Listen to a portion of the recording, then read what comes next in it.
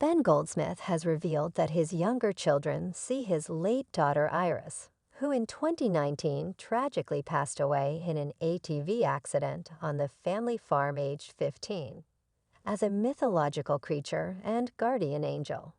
Speaking to FEMAIL, the wealthy British financier, 42, candidly opened up about the teenager's legacy and how he's immortalizing her love of nature in the Iris Project, an initiative that helps fund and support young climate activists around the world. Ben has 7 children. He had 3 with his ex-wife Kate, Iris, Frank, and Isaac. In 2014, he married restaurateur Jemima Jones, and the pair have since had 4 kids: Eliza, Arlo, Vida, and Vincent, who is 8 months old. The father of 7, who just last year welcomed his youngest, Vincent, known as Vinny, said that his kids continue to be inspired by Iris. And some are even getting involved in the environmental project set up in their sister's name. I think that they themselves are interested in devoting their lives to environmental work, he explained. I think they love the idea that in Iris's name, we're helping teenagers around the world to do the kinds of things that Iris will never have the chance to do. In fact, my older son Frankie is going to go and work with one of our prize winners in Bali. He's studying engineering, and he's going to go and be an engineer on the team. Ben added that being committed to the project work gives them comfort. However, his little ones, ranging in age from less than a year old to around 7, don't really know about the organization. Iris is a kind of mythological creature for them, he explained. They don't remember her fully, and they don't fully understand where she's gone. They just know that she's gone to heaven. They don't know where that is. Ben says that they see her as a guardian angel and dream about her. I think as they grow up, they'll come to appreciate this Iris Prize. And I think they'll want to be involved in it as well, he added.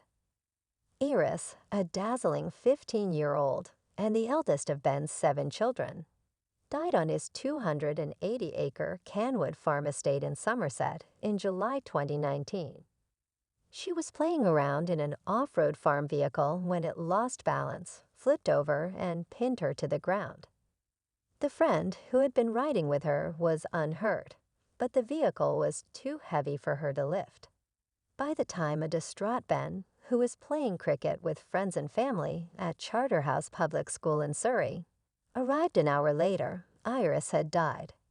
He and Iris's mother, Kate Rothschild, are now separated, but have both established the Iris Project in memory of their daughter, which identifies and helps the most promising young environmentalists around the world.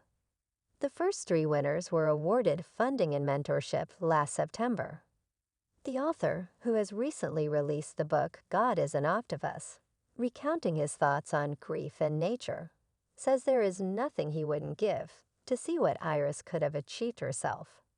She would have been a highly professional young woman, doing amazing things, he said. We won't ever get to see that. But I think it's some consolation if we can help other young people of the same generation to fulfill their dreams. But Ben thinks Iris would have loved the project set up in her name because it captures her curious and collaborative spirit. She was so gregarious and so open-hearted, he explained. She had such a wide circle of friends, and she was so interested in other people's lives and other people's projects. And she was such a ringleader. I think she would have been overjoyed to meet and know these young winners we have, and the young runners-up. And I think she would be enthusiastic about their projects, and she would feel a desire to help them. Recalling on his brilliance daughter achievements, Ben says it's the perfect homage to the kind of work she would have done in the world. Iris was a really brilliant girl, really from her youngest years. She was always a step ahead, he fondly recounted. An emotional Ben also remembered a time in which Iris showed her soft and sweet nature when it came to animals as she sent her father a video. She was outside with her phone one day with her pony, and a huge flock of starlings rose up from the field. And she just got her phone out and was like, "Look, I'll go over to them now." And she filmed this huge flock of birds fly up. And this video, which I look at from time to time, really sums up that she had the same love for nature that I have.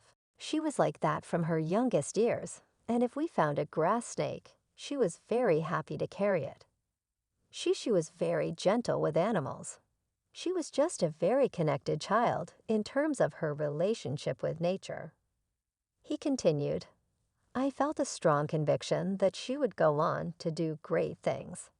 I didn't know what necessarily, but I always felt they would be something to do with nature and the environment, because this is where she spent all her free time. She was a little child of the woods, you know. She was always outside. And so we'll never know what wonderful and brilliant things she would have done." And I guess that's why we want to help teenagers around the world by way of this Iris Prize to fulfill their own dreams and to do amazing things in their communities. I think Iris would have loved it.